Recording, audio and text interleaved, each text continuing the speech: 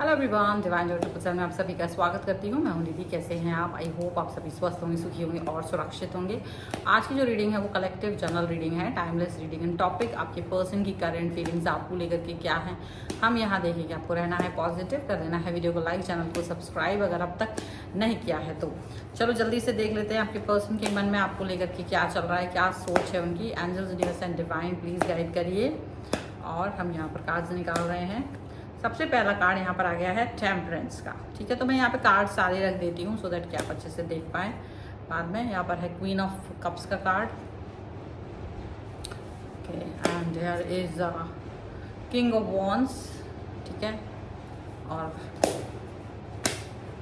यहाँ पर है थ्री ऑफ सॉर्ड्स का कार्ड।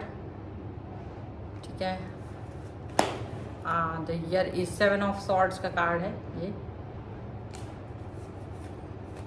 तो सेवन ऑफ सॉर्ड्स के कार्ड के बाद में कार्ड गिर गया है, द स्टार का कार्ड है, जो कि यहाँ पर स्टार का कार्ड है यहाँ पर। और एट ऑफ कॉइंस का कार्ड है। यहाँ पर है the emperor,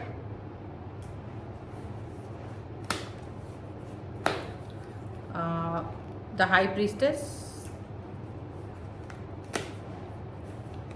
and the world का कार्ड है, सपना। अब अगर रिश्ते के हिसाब से या इस समय की सिचुएशन के हिसाब से कुछ भी हो सकता है, लेकिन अभी रिश्तों के बारे में बात करने से पहले राशियों की बात कर लेते हैं। और राशियाँ यहाँ पर चारों एलिमेंट से 12 ही राशियाँ सभी राशियों के लोग हैं। यहाँ अगर हम कार्ड्स देखेंगे तो वो है आपके लिए सेवन ऑफ वॉन्ड्स है, नाइट ऑफ कॉइन्स है एंड द हैंगमैन का कार्ड है, जो कि मैं यहाँ पर निकाल लेती हूँ।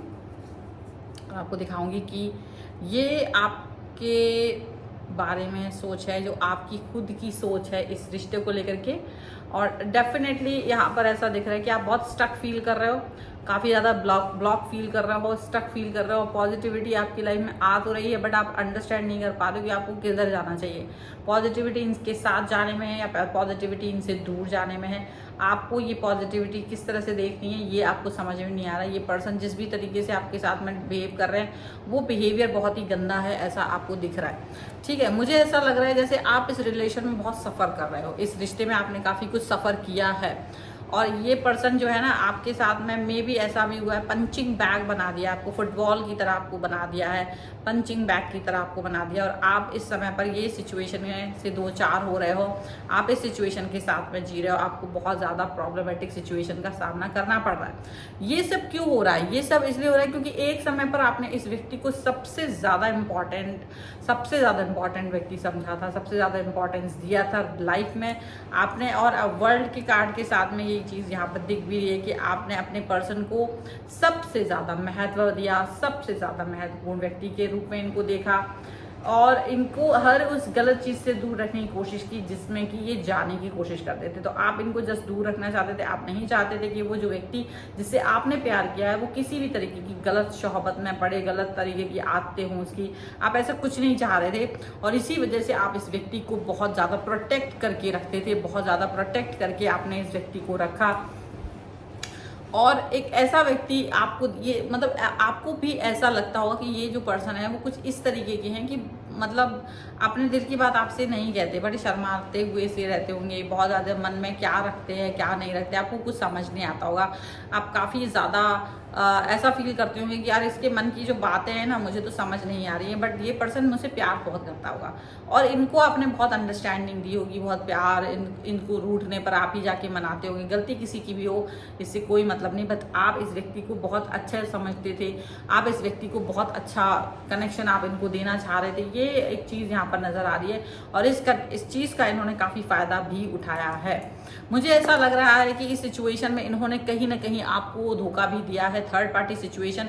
और ये थर्ड पार्टी सिचुएशन के साथ में ये सिर्फ थर्ड पार्टी तक सीमित नहीं रहे, उसके साथ इन्होंने कई तरीके के उल्टे पुल्टे संबंध भी बनाए, उसके साथ में इन्होंने अपना कनेक्शन बनाया, इन्होंने आपसे बहुत सारी चीज़ें छुपाई, हाइड की, चीज़ें ऐसी रखी कि आपको अच्छा ना लगे, लेकिन बाद में रिवील भी कर दिया और आपने फिर भी उसको माफ़ कर दिया। थर्ड पार्टी सिचुएशन में जाने के बाद जैसी घटना को भी आपने शांति से गुजार लिया, आपको लगा इट्स ओके, गलती है, मान लेते हैं, क्योंकि इन्होंने अपनी गलती आपके सामने एक्सप्रेस की और आपने बजाय किसी तरीके की इनको जज करने के बजाय कि आपने इस व्यक्ति को बहुत गंदा फील कराने के, आपने बहुत अच्छा फील कराया, आपने बहुत अच्छे से इस व्यक्ति पर काम किया, आपने इस रिलेशन पे ब्यूटीफुली काम किया और आप इनको प्यार दिखाते रहे। आप इनके साथ में आप इनको ये दिखाते रहे कि इट्स ओके, मतलब आपको मैंने प्यार दिया है तो आप मेरे प्यार को डिजर्व करते हो, आप मेरे प्यार को आप मेरे प्यार के लिए बने हो, आप इस सिचुएशन के लिए बने हो कि आप इस चीज़ को अंडरस्टैंड कर सको।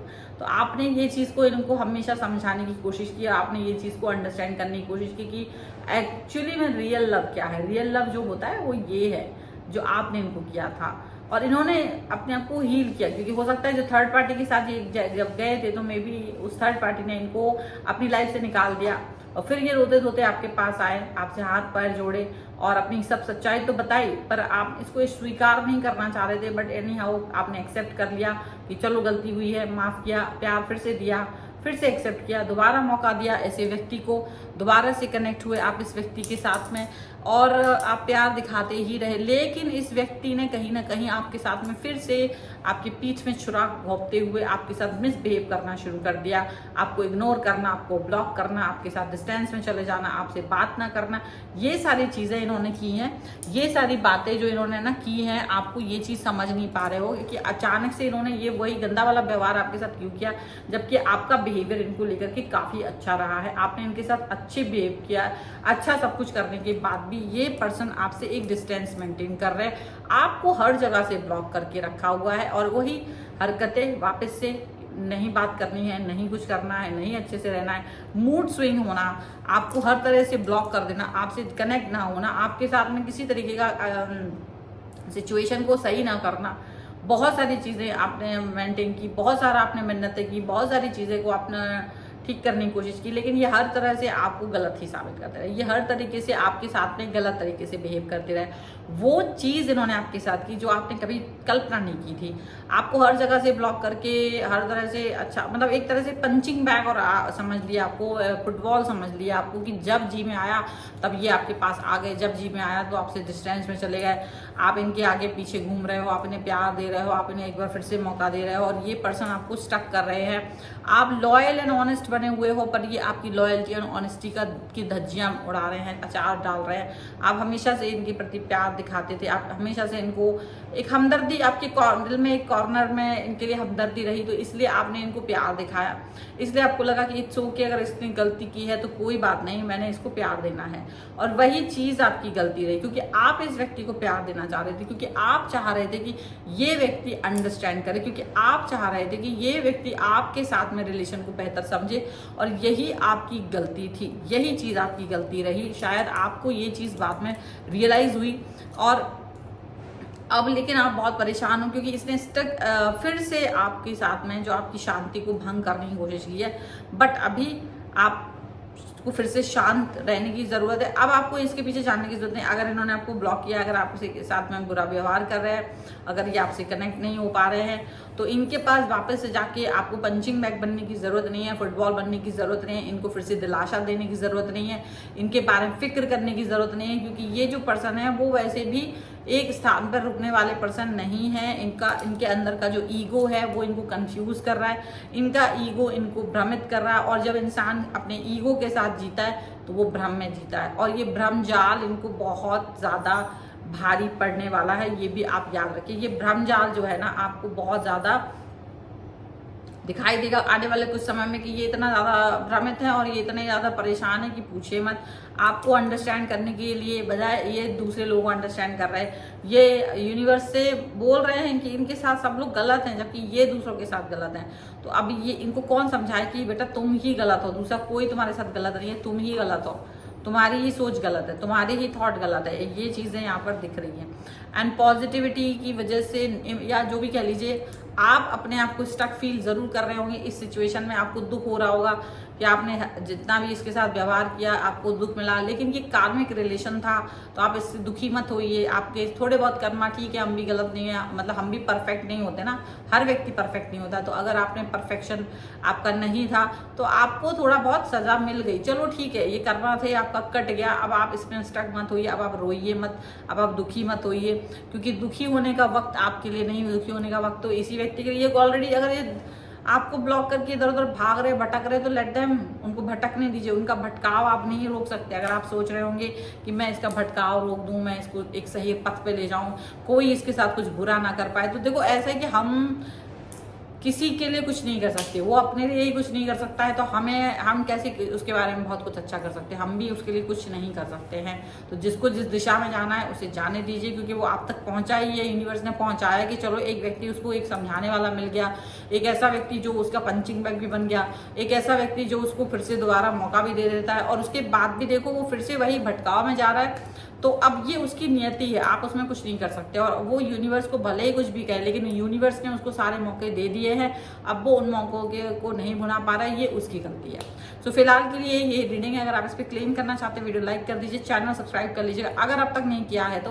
पर्सनल रीडिंग के लिए आप आ सकते हैं, व्हाट्सएप नंबर आपकी स्क्रीन पर है। रीडिंग स्टार्ट है 199 रुपीज ऑनवर्ड्स। एंड हाँ, अभी चल रहा है ऑफर, तो हर रीडिंग पे आपको ऑफर मिलने वाला है। तो अब हर रीडिंग के ऑफर के लिए आप मुझसे कॉन्टैक्ट कर सकते हैं व्हाट्सएप पर मैसेज करके, और जानिए कि आपको कौन सा ऑफर मिल सकता है कौन सी रीडिंग पर। और रीडिंग के ऑफर्स छोटे मोटे नहीं है, बड़े बड़े से ऑफर्स हैं, तो जरूर पता कर लीजिए और जल्दी से बुक कर लीजिए। अपने प्रश्नों के उत्तर जान लीजिए, जो आपके दिमाग में घूम रहे हैं प्रश्न, उनके उत्तर जान लीजिए क्यों बैठे हुए हैं इस तरह से।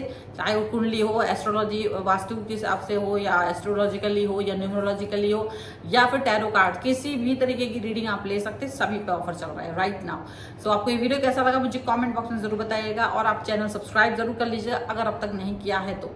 पर्सनल रीडिंग के लिए भी आप आ सकते हैं। तो मिलते हैं एक नई रीडिंग के साथ जल्दी, तब तक देखते रहिए divine tarot 777। Thank you for watching, bye.